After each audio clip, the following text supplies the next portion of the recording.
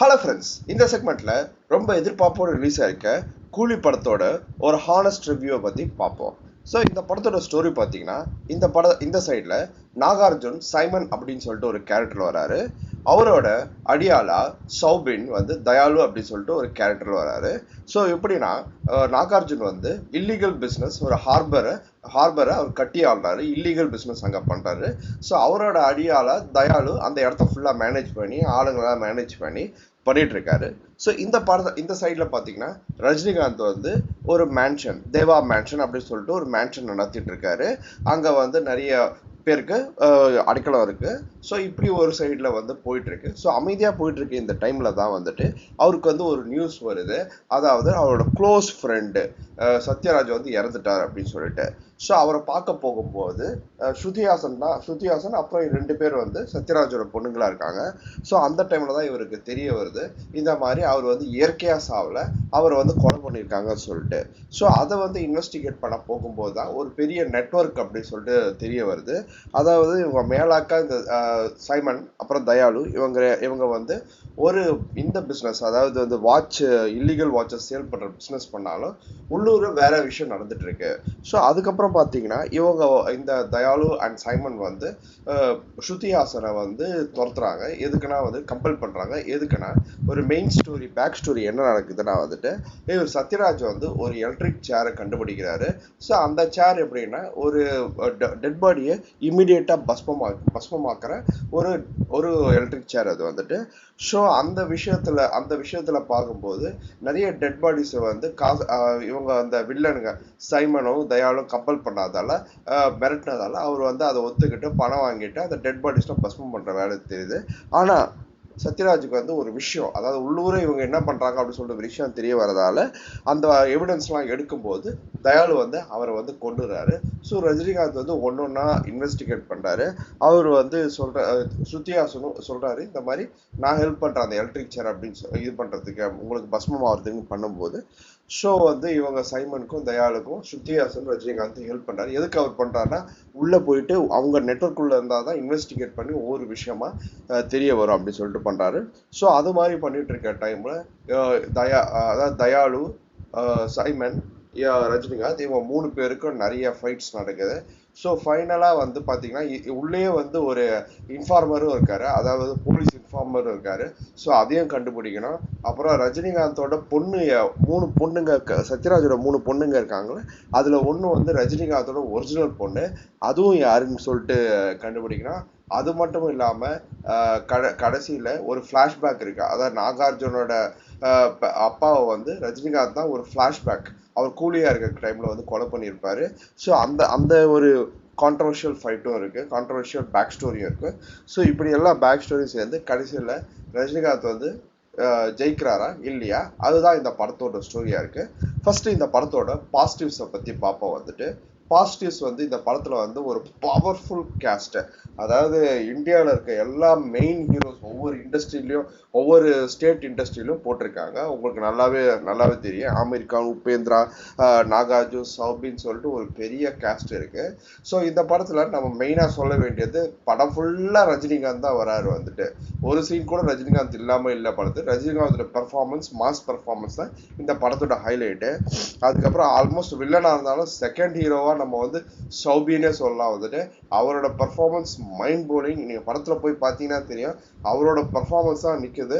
Almost நிறைய memes பார்க்குறேன், அவர் தான் மெயின் ஹீரோ, மற்ற கேரக்டர்லாம் சைடு ஹீரோ கூட மீம்ஸ்லாம் வந்து வந்துட்டு இருக்கு சோஷியல் மீடியாவில். ஸோ அந்த அளவுக்கு அவரோட பெர்ஃபார்மன்ஸ் வந்து இந்த படத்துல வந்து அவ்வளோ ஸ்கோப்பு, அவ்வளோ சூப்பராக பண்ணியிருக்காரு. வந்துட்டு அதுக்கப்புறம் நாகார்ஜுன் நல்லா ஸ்டைலிஷா பண்ணியிருக்காரு. ஸ்ருதிஹாசன் அவங்க கொடுத்த கேரக்டரை கரெக்டா பண்ணியிருக்காங்கன்னு தான் சொல்லணும். வந்துட்டு ஆமீர் கான், உபேந்திராவோட என்ட்ரி எல்லாமே நல்லா மாஸ் என்ட்ரி நல்லா இருந்துச்சு.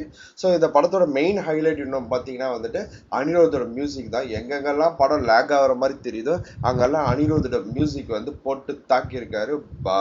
Excellent, mind blowing background musics and songs.